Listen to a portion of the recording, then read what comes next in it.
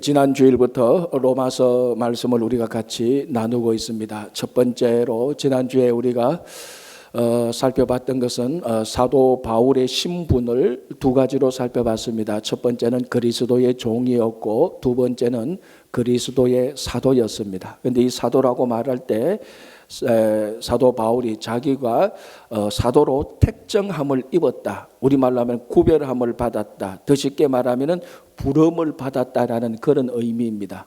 자, 여기까지 이제 저희들이 살펴봤고 이제 오늘 그하고 같이 이어서 우리가 보는데 바울이 사도로 특별히 구별함을 받은 목적이 오늘 1절에 나옵니다. 제가 1절을 다시 한번 읽어보겠습니다. 예수 그리스도의 종 바울은 사도로 부르심을 받아 하나님의 복음을 위하여 택정함을 입었으니, 그러니까 바울이 사도로 부르심을 받은 또는 택정을 받은 이유가 하나님의 복음을 위하여서 부름을 받았다라고 말합니다. 그래서 중요한 것은 복음 앞에 하나님의라는 말이 붙었다는 것입니다. 그리고 오늘 또 2절을 보면 이 복음은 그의 아들에 관하여서 하나님이 미리 약속하신 것이다 라고 말합니다. 그러니까 하나님의 복음 또는 이 복음을 하나님께서 약속하신 것이다. 이 두 문구에서 알 수 있는 것은 이 복음의 주체가 이 복음의 주관자가 다른 말로 하면 복음을 주신 분이 하나님이라는 것입니다. 이 복음은 이제 조금 이따 우리가 복음을 보겠지만 이 복음은 사람이 만들어낸 것이 아니고 사람의 아이디어가 아니고 하나님의 아이디어라는 것입니다. 이게 중요한 것이죠. 왜냐하면 인류 역사적으로 복음 외에 어떤 철학이나 사상이나 또는 심지어 종교까지도 하나님의 종교, 하나님의 철학, 하나님의 사상은 아닙니다. 전부 다 사람이 만들어낸 것입니다. 자, 철학과 사상, 이건 뭐 두말할 것 없죠. 다 사람들이 만들어낸 것입니다. 위대한 인물들이 아무리 위대했다 할지라도 그것은 사람이 만들어낸 거죠. 그러면 이제 이렇게 말할 수 있습니다. 그래도 종교는 신이 만들었잖아요 라고 말할 수 있습니다. 여러분 실제로 종교를 가만히 보면 종교는 신이 만든 게 아니고 사람이 신의 이름을 빙자해서 만든 겁니다. 자, 힌두교 볼까요? 힌두교는 누가 만든지도 나타나지도 않습니다. 워낙 복잡하고 워낙 이게 혼돈스러워서 힌두교를 아무리 연구해봐도 신이 만들거나 뭐 그런 게 없습니다. 아마 자연 발생적으로 여러 가지 사람들이 요소들이 섞여서 만들어진 것이 힌두교입니다. 자, 불교는 누가 만들었습니까? 고타마 시타르타라는 인도의 왕자가 만들어냈고 이슬람교는 마호멧이 만들어냈습니다. 물론 종교라는 것이 철학이나 사상하고 다르게 그 안에 내용에 신의 내용이 있어서 그렇지 만든 것은 사람입니다. 심지어 기독교도 만약에 기독교를 종교의 영역으로 돌려서 말하면 그것도 사람이 만들었다고 말을 할 수 있습니다. 자, 오늘 사도 바울은 정확히 무엇이라고 말하는가 하면 하나님의 종교라고 말하지 않습니다. 하나님의 사상 철학이라고 말하지 않고 하나님의 복음이라고 말을 합니다. 그래서 이 복음은 다른 거는 몰라도 이 복음은 하나님께서 만든 것이고 하나님께서 우리들에게 주신 것이고 하나님의 계획이고 하나님의 아이디어입니다. 자, 여러분들이 우리가 전도를 하다 보면은 성도들이 안 믿는 자들이 복음이 무엇입니까라고 말할 때 턱 막히는 경우가 있어요. 대부분은 다 아는데 갑자기 복음을 한마디로 어떻게 정리하지라고 이렇게 혼돈되는 경우가 있습니다. 복음은 한마디로 말하자면 그리스도죠. 예수 그리스도죠. 자, 이제 그거는 우리가 좀 이따 살펴보겠지만 여러분들 가운데서도 아직까지 이 복음이 혼돈되는 경우가 있을 겁니다. 아직까지 이 복음을 믿을 만한 것인지 믿어도 될지 아니면 무엇인지 혼돈되는 분이 있습니다. 그건 그렇다 치더라도 이게 혼돈되고 여러분이 의심된다 할지라도 확실한 것은 이 복음을 주신 분은 하나님이라는 겁니다. 자, 복음이 혼돈된다 할지라도 여러분들이 하나님은 믿잖아요. 오늘 예배 드리러 오신 분이 대부분은 거의 오늘 제가 보니까 100% 다 하나님은 믿습니다. 우리가 믿는 하나님이 주신 것이라면 받을 만하지요. 믿을 만하지요. 이 물건이 무엇인지 모를 때는 누가 주는가를 보면 압니다. 믿을 만한 사람이, 정말 내가 믿는 사람이 주는 물건이라면 그건 받아도 됩니다. 제가 30대 초반에 생명보험에 가입한 적이 있습니다. 한국 때. 그러니까 뭐 많은 사람이 그렇지만 이 보험이라는 것이 참 들어도 알똥말똥입니다. 이게 내가 지금 보험 이제 설계사가 말하는 거 이거 들어도 이 사람 말만 다 들으면 다 내가 이익 볼 것 같은데 다른 사람만 말 들으면 다 손해 볼 것 같아. 이게 참 보험이라는 것이 어려운데 저도 뭐 보험에 대해서 관심 없고 보험이라는 약관을 아무리 설명해도 제가 이해력이 부족해서 잘 이해를 못합니다. 아직도 잘 이해를 못해요. 그런데 30대 초반에 생명보험을 가입했으니 그 연유가 이러합니다. 30대 초반에 제가 잘 아시는 분 가운데 한 분이 보험회사에서 일하시는 분이에요. 그리고 이분하고는 그 당시만 해도 10년 이상 정말로 신뢰할 수 있는 그런 관계에서 그 신앙의 교제를 나누었는데 이분이 10년 동안 정도 했으면서 보험회사 다니면서 저한테 보험 가입하라는 말을 한 적이 없어요. 그런데 드디어 그날 오면서 저한테 목사님, 우리 회사에서 만든 특별 한정판 생명보험이 있대요. 여러분 보험 가입할 때 이 두 단어를 조심해야 돼요. 특별판이라는 말, 한정판이라는 말, 이 두 단어를 조심해야 돼요. 여기는 반드시 함정이 있어요. 마음이 좀 찝찝해요. 뭐 또 보험 또 그런데 얘기를 뭐 이래저래 얘기를 쭉 해요. 들어도 무슨 얘기인지 잘 몰라요. 그래서 제가 물었습니다. 손해 보는 겁니까? 이익 보는 겁니까? 하니까 그분이 하신 말이 목사님 이거는 정말로 목사님을 위해서 자기가 가져온 거래요. 그러면서 하시는 말씀이 지금까지 내가 목사님한테 보험 가입하라고 말해 본 적이 있느냐고. 그래서 제가 없다고 하니까 왜? 다른 보험들은 그래도 다 그저 그런데 이 보험은 목사님이 진짜 가입하면은 손해 볼 거 없대요. 그래도 특별이라는 말, 한정이라는 말이 찜찜해요. 그러나 제가 이분을 너무 잘 알기 때문에 이분은 정말 믿어도 되기 때문에 이분이 권하는 보험이라면은 내가 믿고 들 수 있겠다고 말했어요. 그래서 저하고 집사람하고 보험에 다 가입한 거예요. 그러다가 이제 미국 올 때쯤 돼서 진짜 보험 중도 해지했잖아요. 여러분 보험 중도 해지해 보신 분 있습니까? 다 손해봐요. 근데 그 보험은 진짜 손해를 안 봤어요. 중도 해지했는데 해지한 원액에다가 얼마 더 받고 왔어요. 그러니까 확실한 건 뭡니까? 믿을 만한 사람이, 정말 내가 믿는 사람이 건해준 보험은 믿어도 됐다는 겁니다. 보험이 뭔지 몰라도 괜찮아요. 중요한 건 누가 권하느냐, 권하는 사람이 진짜 믿을 만한 것인가, 그게 중요한 겁니다. 자, 복음을 여러분 의심할 수도 있습니다. 자, 보험이 아니에요. 이제 보험 얘기 끝났어요. 보험 얘기 끝났습니다. 이제 복음 얘기합니다. 복음을 여러분들이 모르실 수도 있고 의심할 수도 있습니다. 그러나 오늘 사도 바울은 이 복음은 하나님이 우리에게 주신 것이라고 말합니다. 그리고 하나님의 복음이라고 말합니다. 하나님 다 믿잖아요. 하나님이 우리들에게 주시는 복음은 여러분 믿어도 됩니다. 복음 이전에 하나님을 믿잖아요.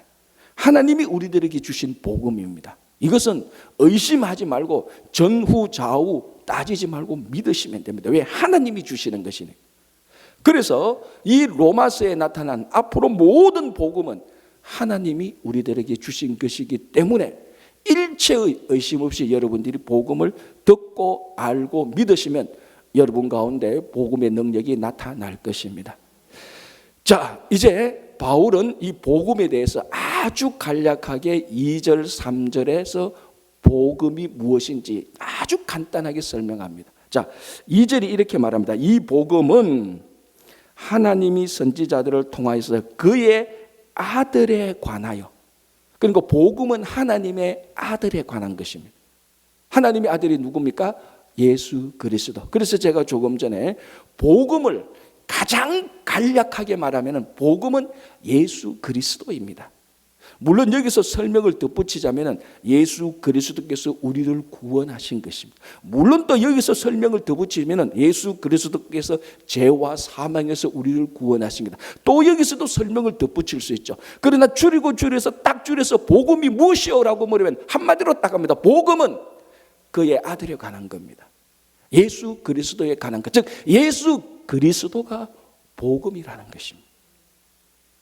자, 그러면서 바울은 예수 그리스도가 그의 아들에 관한 것을 복음을 말하면서 3절에 이렇게 말합니다. 약간 더 설명을 합니다. 그의 아들에 관하여 말하면, 복음은, 하나님이 주신 복음은 예수 그리스도 하나님의 아들에 관한 것인데, 하나님의 아들에 관하여 말하면 육신으로는 다윗의 혈통에서 나셨다라는 것입니다. 좀 더 설명이 한 단계 더 나간 거죠.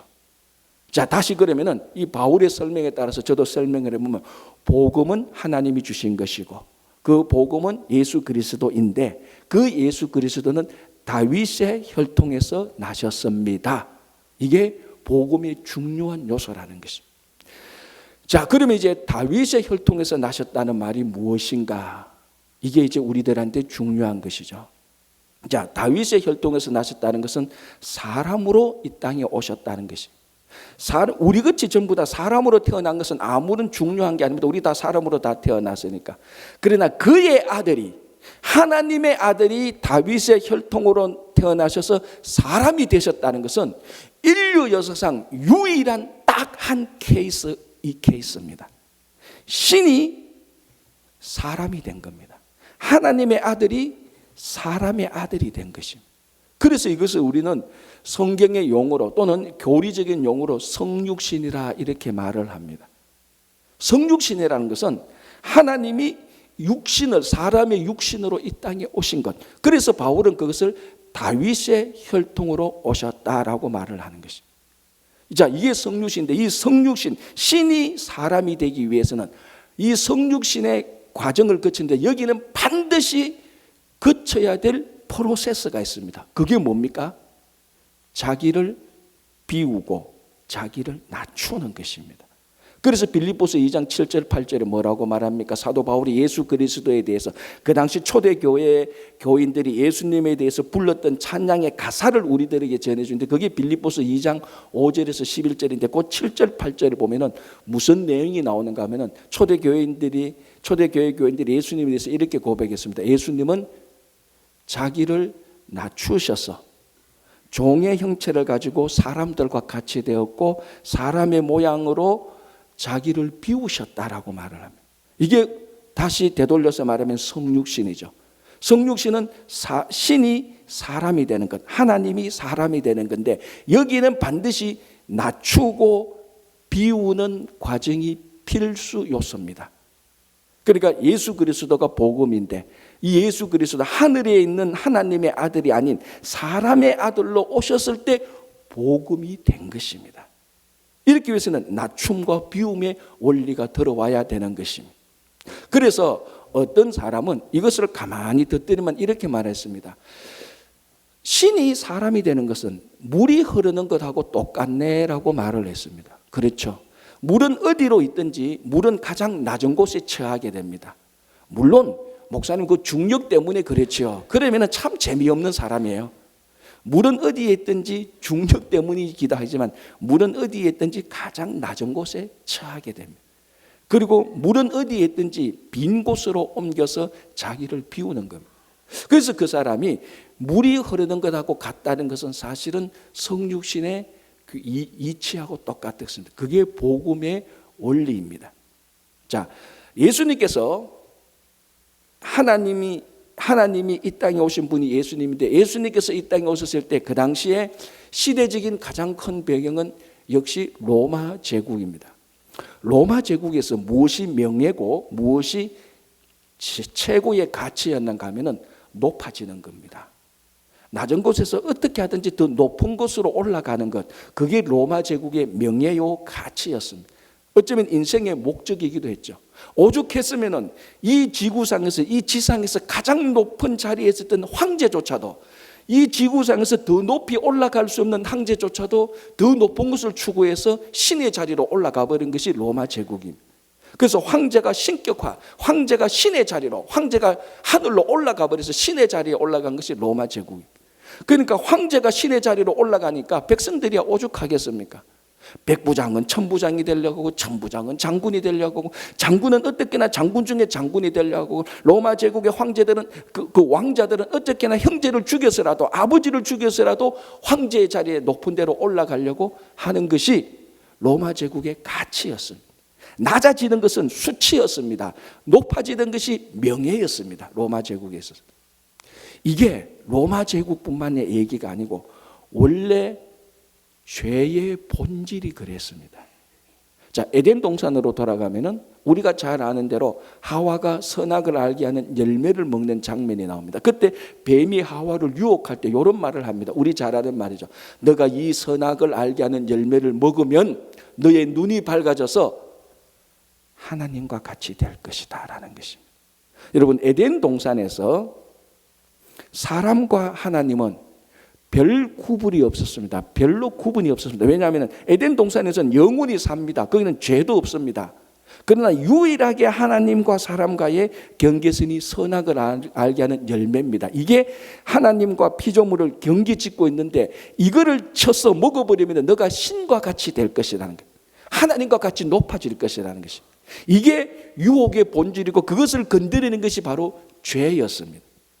그래서 어떻게 보면은 죄라는 것은 하나님과 같이 높아지려고 했던 그것이 죄였습니다. 그 다음에 바벨탑 사건도 똑같은 것을 얘기하지 않습니까? 사람들이 모여서 하는 일이 무엇입니까? 우리가 탑을 높이 쌓아서 대를 높이 이어서 하늘에 닿게 하자. 하늘에 닿게 하자. 너희들이 이 열매를 먹으면 신과 같이 될 것이라고 똑같은 의미입니다. 하늘에 닿게 하여서 하나님의 이름을 알아보자도 아니고 우리 이름을 온 지면에 내자는 겁니다.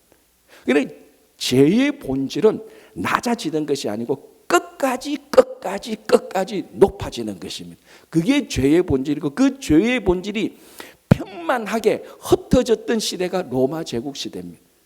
그게 뭐 로마 제국만 그렇습니까? 오늘날 우리가 살고 있는 이 뉴욕도 똑같지 않습니까? 여러분들이 살고 있는 공동체 어디를 가보십시오. 높아지는 것이 가치고 명예지 낮아지는 것을 누가 그걸 명예라고 생각했겠습니까? 그러나 예수 그리스도는 신이 사람이 된 것은 낮아져야만 됐습니다. 그게 예수 그리스도에게서는 명예였습니다. 그게 예수 그리스도에게는 가치였습니다. 그게 복음의 원리였습니다. 복음의 원리는 높아지는 것이 아닙니다. 강해지고 세지고 힘을 가지는 것이 아니고 복음의 원리는 낮아지고 비우는 겁니다. 그래서 사도 바울이 복음의 원리를 아는 사도 바울이 뭐라고 말합니까? 내가 약할 때에 곧 강합니다라는 말입니다. 우리는 어떻게 강해집니까? 힘을 많이 가져서 강해지는 것이 아니고 예수님처럼 낮아져서 강해지는 겁니다. 예수님처럼 약해져서 강해지는 것입니다. 이게 복음의 원리입니다.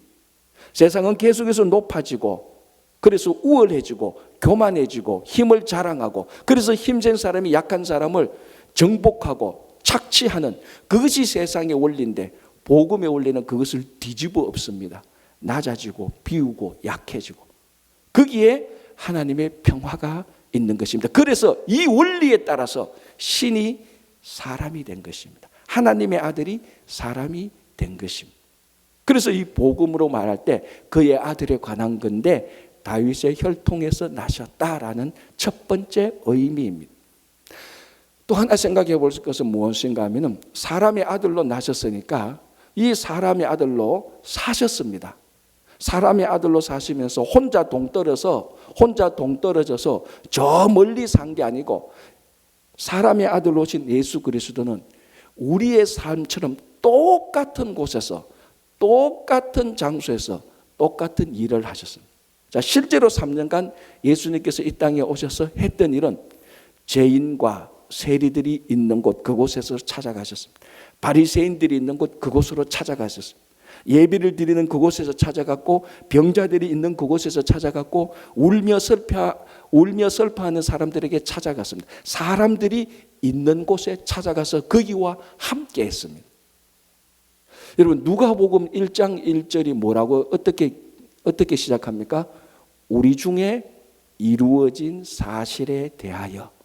그러니까 누가라는 사람이 누가복음을 쓰는데 그 누가복음의 전체 내용은 뭔가 하면은 이루어진 사실입니다. 다시 말하자면 복음이라는 말이죠. 그래서 누가복음, 누가가 썼던 복음, 이 복음 이루어진 사실인데 어디에서 이루어졌다고요?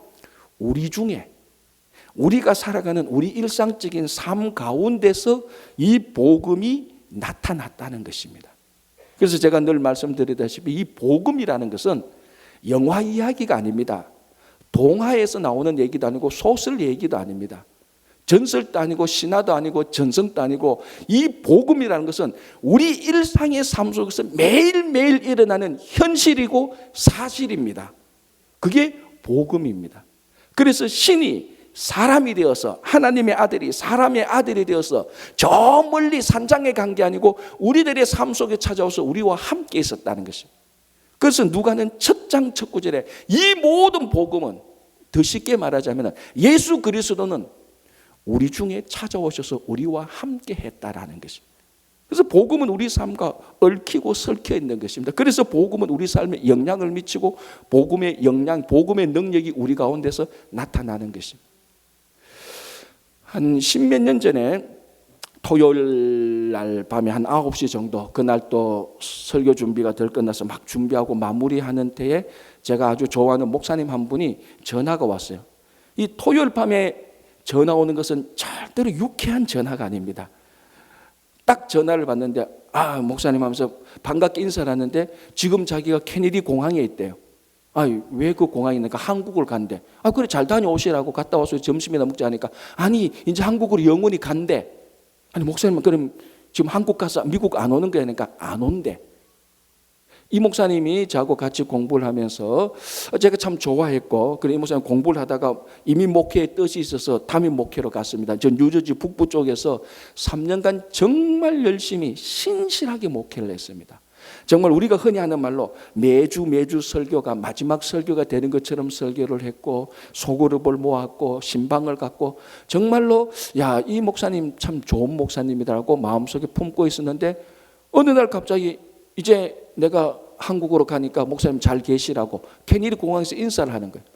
그래서 어떡합니까? 부랴부랴 공항으로 갔죠. 그럼 마지막 인사는 해야 되니까 그래가서 아직 목사님 어떻게 됐느냐고, 왜 한국 가냐고, 그럼 교회는 목회는 어떻게 하냐고, 자기는 이제 목회 안 하고 간대. 왜 무슨 일이 있었나 하니까 그분이 이런 말을 합니다. 여러 가지 얘기하는 가운데서 가장 마음에 들어오는 말이 내가 지난 3년 동안 목회를 했는데 지난 3년 동안 앵무새와 같이 살았다라고 말을 합니다. 설교를 했는데 마치 앵무새가 사람들한테 말하는 것처럼 설교를 했대요. 이게 무슨 말입니까? 여러분 앵무새가 말하는 것 우리가 많이 듣잖아요. 여러분 앵무새가 말할 때 여러분 그 말 듣고 앵무새가 아무리 좋은 말, 아무리 아름다운 말을 해도 앵무새가 하는 말을 그대로 듣고 따라하는 사람이 있습니까? 아무도 없습니다. 앵무새가 좋은 말하고 어떤 말을 하면 우리가 웃고 즐기는 것이지, 앵무새를 구경하고 앵무새가 야참 말한다고 칭찬은 해주지만 앵무새가 하는 말 듣고 따라하는 사람은 아무도 없습니다. 자기가 그랬다는 것입니다. 그래서 어느 날, 그러니까 자기가 이제 그날 이제 교회 사임하기 전에 한두 달 전에 그것을 자기가 극복을 못한 것입니다. 3년 동안 설교를 했는데 앵무새처럼 설교를 했다. 무슨 말인가 하면 교인들이 설교를 했는데 설교는 설교, 생활은 생활이라는 것입니다. 오늘 사도 바울의 용어로 말하자면 복음은 복음이고 생활은 생활이라는 거예요. 복음하고 생활하고 전혀 연관이 없이 누가가 말하는 것처럼 우리 중에 이루어진 사실이 전혀 안 됐던 겁니다. 그래서 자기가 오늘 또 설교를 하는데 앵무새처럼 설교를 하는데 그걸 도저히 견딜 수가 없어서 그냥 포기를 했다는 거예요. 여러분, 저를 앵무새로 만들지 마십시오. 저도 앵무새 되고 싶은 생각은 전혀 없습니다. 무슨 말인가 하면 복음을 선포했는데, 성경에서 복음의 얘기를 들었는데 이 복음이 성도들 삶 가운데서 이루어지지 않는다는 겁니다.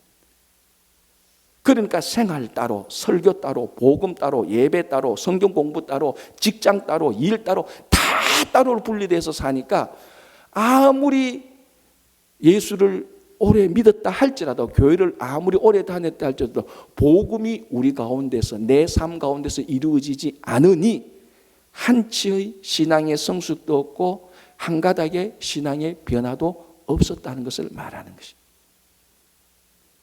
오늘 이 하나님의 복음이 다윗의 혈통에서 나셨다는 것은 사람이 되어서 우리와 함께 살았다는 것입니다.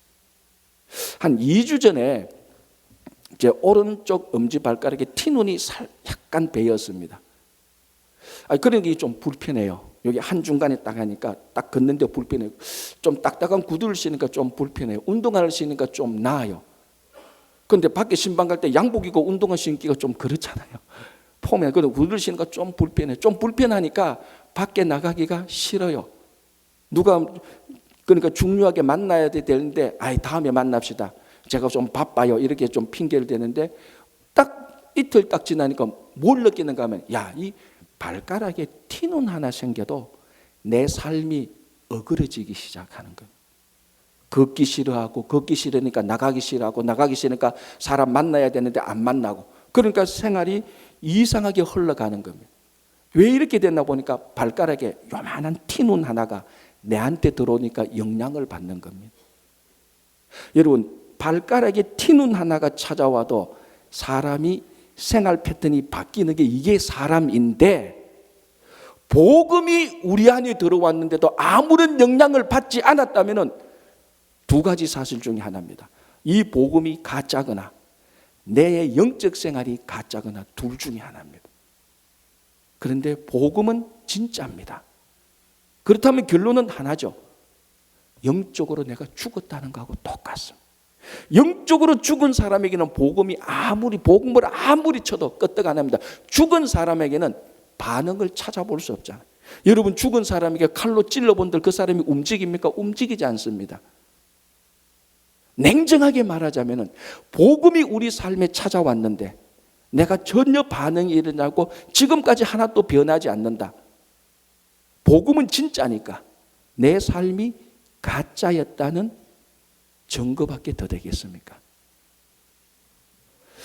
자, 여러분 우리가 신앙생활을 5년 하신 분도 있고 50년 하신 분도 있고 평생 하신 분도 있을 겁니다. 성경을 줄줄줄 외우는 사람도 있고 성경에 대해서 시험 치면 100점 맞는 분들도 있을 것입니다.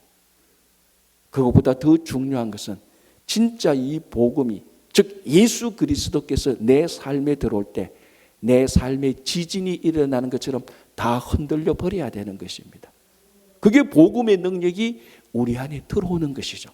그래서 말씀을 읽을 때 이 말씀을 믿음으로 받아들일 때 이 말씀이 우리 안에 복음으로 찾아와서 우리 가슴을 치고 찢고 그럴 때 우리 삶의 변화가 생기는 것입니다. 저 사람은 50년 전이나 지금이나 똑같다 그러면 복음이 그 사람 안에 들어갔는데 아무런 영향을 못 미쳤다는 것입니다. 그래서 오늘 이 하나님의 아들이 다윗의 혈통 사람의 아들이 되어서 우리 가운데 함께 변할 때 우리 안에는 변화가 일어나야 되는 예수님께서 3년 동안 이 땅에 계실 때 얼마나 많은 변화가 일어났습니다. 그거하고 마찬가지로 복음이 우리 속에 들어왔을 때 여러분 삶이 완전히 흔들려 버리기를 간절히 바랍니다. 자, 마지막으로 하나 더. 왜 다윗의 혈통입니까? 그거는 당연히 구약에서 다윗의 자손으로 메시아가 온다고 예언되어 있었고 그리고 다윗의 혈통은 왕이라는 표시입니다. 그러니까 다윗의 자손이라는 것은 우리가 한 가지 더 생각하는 것은 이 땅에 오신 예수 그리스도께서 왕으로서 그리고 메시아로 오셨다는 것입니다. 그래서 같이 말을 만들면 왕적 메시아로 이 땅에 오신 것입니다. 그러니 복음 안에는 왕적 메시아의 권위가 있는 것입니다. 자, 예수님께서 예루살렘 입성할 때 이스라엘 백성들이 예수님에게 뭐라고 찬양했습니까? 호산나 다윗의 자손이요. 그분을 왕으로 영접하고 메시아로 영접할 때 불렀던 호칭이 다윗의 자손입니다. 그러니까 다윗의 자손은 왕이요 메시아라는 것을 의미하는 것입니다. 그래서 예수님께서 이 땅에 오신 것은 왕으로 오셨고 메시아로 오신 것입니다. 자, 그렇기 때문에 마태복음 28장 마지막 지상 명령을 보면 예수님께서 스스로 말합니다. 하나님께서 내게 하늘과 땅의 권세를 주셨다라고 말합니다. 그러니까 왕으로서 메시아로 오신 분에게는 하나님의 권위를 가지고 있습니다. 왕의 권위와 메시아의 권위가 예수님에게는 있는 것입니다. 그래서 예수님은 자연에게 명령만 하면은 자연이 예수님에게 순종합니다. 갈릴리 바다에서 폭풍이 몰아칠 때 예수님께서 잔잔하라고 말하니까 그 자연이 예수님의 말을 듣고 순종하는 거예요. 왜? 예수님에게는 왕과 메시아의 권위가 있고 하나님의 권위가 있기 때문에 자연이 하나님의 권위를 알아보고 순종합니다. 귀신들도 예수님이 자기들 가까이 올 때 이분이 다윗의 자손인 줄 알고 하나님의 권위가 있는 줄 알고 예수님께서 물러가라 말할 때 귀신은 영락없이 그 자리에서 다 쫓겨가고 다 물러갔어. 유일하게 사람만 순종 안 해요. 자연도 순종하고 귀신도 순종하는데 사람만 왕적인 메시아 예수님에게 순종하지 않고 순종하지 않을 뿐 아니라 잡아서 십자가에 메어 달고 죽여버렸습니다. 왜 그랬습니까? 자기가 생각했던 왕과 메시아의 모습이 아니었거든요. 자기들이 생각했던 왕과 메시아의 권위하고 달랐거든요. 여러분, 세상 사람들이 생각하는 왕과 메시아의 권위는 어떤 것입니까? 그 권위로 가지고 우리가 잘 아는 대로 다른 사람을 정복하고 약탈하고 착취하는, 그게 왕의 모습이고 유대인들이 생각했던 이스라엘의 메시아의 모습이었습니다.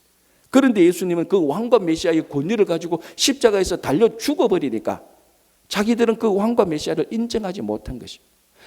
하나님이 예수님에게 주신 권위는 사람을 정복하고 착취하고 약탈하는 권위가 아니고 섬기고 세워주는 권위입니다. 그래서 이 복음 안에 있는 하나님의 권위는 자기를 과시하는 것이 아니고 자기를 다른 사람보다 더 우월하게 여기는 것이 아니고 약한 자들에게서 뺏어오는 것이 아니고 약하고 연약하고 없는 사람들을 섬기고 세워주는 것입니다. 우리가 복음의 삶을 산다는 것은 교회와 성도가 복음의 삶을 산다는 것은 바로 이 예수 그리스도를 온전히 섬기는 것임과 동시에 예수 그리스도에게 주신 하나님의 권위를 우리가 이 땅에서 사용한다는 것입니다. 복음적인 교회, 복음의 삶을 사는 교회와 성도는 세상을 섬기는 것입니다. 그때의 세상은 교회와 성도에 있는 권위를 보고 인정하기 시작하는 것입니다. 이게 복음의 능력입니다. 여러분, 복음은 한마디로 말하면 예수 그리스도입니다. 그리고 이 복음은 하나님이 우리들에게 주신 것입니다. 믿어도 됩니다. 오늘 이 순간부터 여러분, 복음은 의심 없이 믿으십시오. 하나님을 의심한다면 몰라도 하나님을 믿으신다면 복음을 믿으십시오. 진짜입니다. 그리고 이 복음의 삶을 산다는 것은 끊임없이 우리가 낮아지고 낮아지는 것입니다. 그리고 이 복음의 삶을 산다는 것은 우리 삶 속에 복음을 영접하고 복음의 능력이 나타나는 것입니다. 우리가 복음의 삶을 산다는 것은 우리에게 오신 예수 그리스도를 경배하며 정말 그분이야말로 하나님의 아들인 것을 고백하고 교회와 성도에게 주신 이 권위로 과시하고 교만해지는 것이 아니라 섬기고 그들을 세울 때에 세상이 우리에게 있는 하나님의 권위를 알아보고 인정하게 되는 것입니다. 오늘 사도 바울이 말한 이 하나님의 복음의 삶을 여러분들이 살고 복음의 능력이 여러분 가운데 온전히 나타나기를 바랍니다.